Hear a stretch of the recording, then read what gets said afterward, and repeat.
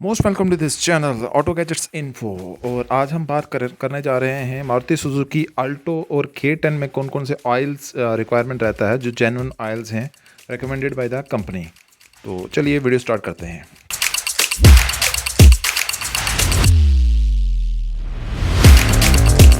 Engine जो है सबसे पहले उसकी बात करते हैं। तो इंजन जो है वो 3 सिलेंडर इंजन टाइप इसकी रहती है F8D जो आल्टो 800 है, आल्टो जिसको कहा जाता है। और जो आल्टो K10 है उसका वो भी 3 सिलेंडर इंजन है K10B। और सिलेंडर्स इनमें कितने हैं? तीन सिलेंडर, दोनों 3 सिलेंडर इंजन हैं, 4 सिलेंडर नहीं है ये इंजन्स। बोर इसका है 68.5 mm और 73 mm, stroke 72 mm, 79.5 mm Alto का, आल्टो K10 का।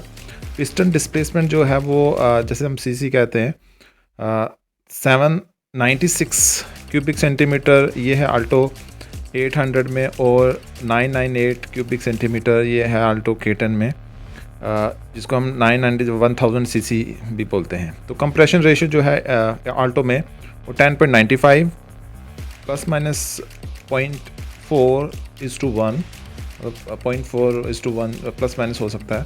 तो K10 में है 11 प्लस माइनस 0.4:1। उसके बाद इलेक्ट्रिकल्स की बात करते हैं। कोई इलेक्ट्रिकल्स में इसमें जो हमारे स्पार्क प्लग्स हैं वो स्पार्क प्लग्स कौन से यूज़ होते हैं?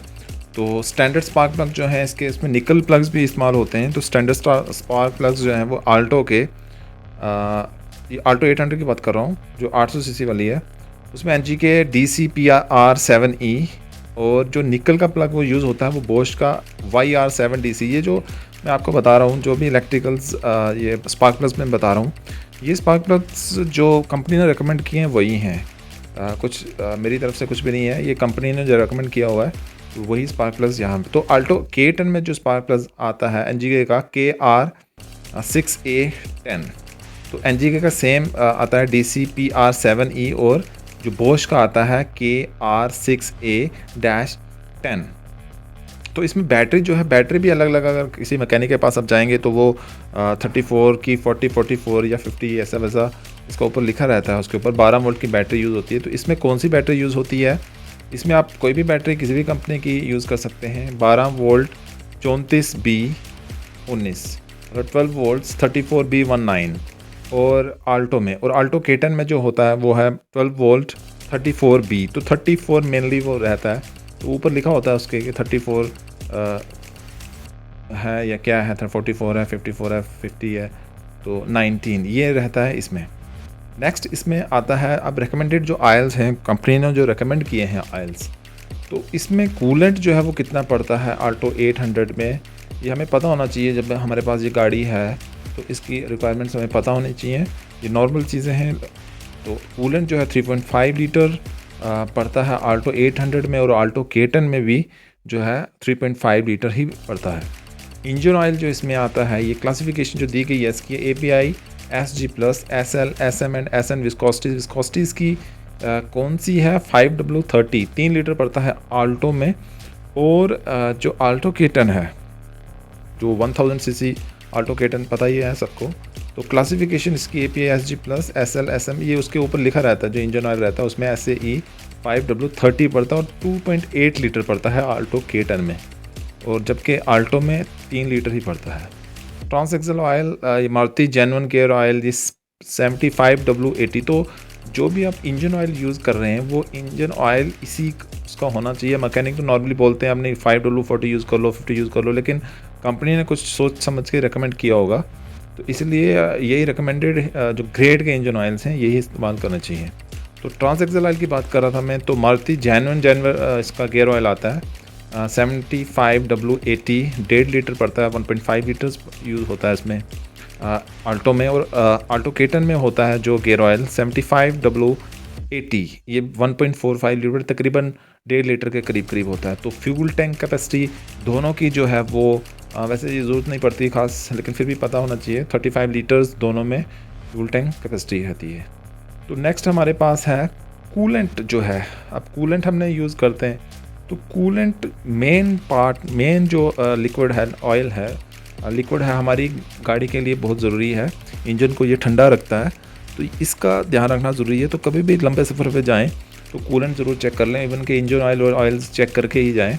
तो अगर आपको कूलिंग सिस्टम जो आपका इंजन को जो ठंडा करता है उसको डैमेज से बचाना है, तो हाई क्वालिटी का ethylene glycol based non silicate type coolant डालना है। डाइल्यूट उसको करना पड़ता है एक डिस्टिल्ड वाटर से। करेक्ट मिक्सचर होनी चाहिए उसकी। अब मिक्सचर कैसे होनी चाहिए, 30 जो आपका कूलेंट है वो 30% वो होना चाहिए, और उसमें डिस्टिल्ड वाटर डाला जाता है 70%। तो वो जो बनता है, तो इसमें आप ज़्यादा नहीं कर सकते। मतलब कूलेंट आप 20% या खाली 15% डाल दीजिए और पानी वाटर डिस्टिल्ड वाटर डाल दीजिए, वो नहीं चलेगा। तो 30:70 और 60:40 का रेशो भी यूज़ करते हैं, लेकिन यहाँ पे कंपनी ये रिकमेंड किया हुआ है। नेक्स्ट, अब जो 70 का कूलेंट है, तो अगर इससे कम डालेंगे, अगर उसमें एंटी फ्रीज जो होता है वो कम डालेंगे, 30% से कम डालेंगे, तो इट में लीड टू ओवर हीटिंग। तो ओवर हीटिंग आपकी गाड़ी की हो सकती है। तो कूलेंट का खास ध्यान रखें, और पूरा कूलेंट ही नहीं डालना। जैसे 100% आपने बोला नहीं कूलेंट एकदम वो है, तो 100% उसमें कूलेंट नहीं डालना है, या खाली प्लेन वाटर से ही काम नहीं चलाना है, तो उसमें आपका इंजन सीज हो सकता है। और उसमें एडिटिव्स जो हैं कई एक्स्ट्रा, लोग कहते हैं ये डाल लो वो डाल लो, तो ये आपको बिल्कुल यूज़ नहीं करना है अपने कूलिंग सिस्टम में। और भी जो बेस कूलेंट्स और भी कुछ चीज़ें हैं उसमें मत यूज़ करें। इसमें आप वियर टियर हो सकता है, और बहुत ज़्यादा ओवर हीटिंग हो सकती है, एक्सटेंसिव इंजन डैमेज भी हो सकता है। तो इसलिए जो कूलेंट आप यूज़ कर रहे हैं, तो उसका जो मिक्सचर है वो 30-70 होना चाहिए। तो मैक्सिमम 40-60 भी चलेगा। तो ये होना चाहिए ताकि आपका इंजन प्रॉपर्ली वर्क करे। और whenever you are going on long distances, तो आप लंबे सफ़र पे जा रहे हैं, तो वहाँ पे भी अपना इंजन, अपना कूलेंट ज़रूर चेक करें, इंजन ऑयल ज़रूर चेक करें, और लीकेज वगैरह कुछ भी है वो ज़रूर चेक करें। और जब भी आप इंजन ऑयल या कोई भी लिक्विड्स आपकी गाड़ी में डलवाते हैं, तो इस वीडियो को ज़रूर देखें, खासकर आल्टो और आल्टो K10 के लिए। और ऐसे ही रिकमेंडेड चीज़ें डालें, ऐसे लोकल चीज़ें मत डालें, और जो ब्रांडेड होती हैं वही डालें, क्योंकि उसका स्टैंडर्ड एक मेंटेन होता है। तो आज के लिए बस इतना ही। Thank you for watching this video. और आप आगे भी मैं इसी तरह की वीडियोस लाता रहूँगा, तो कीप वॉचिंग।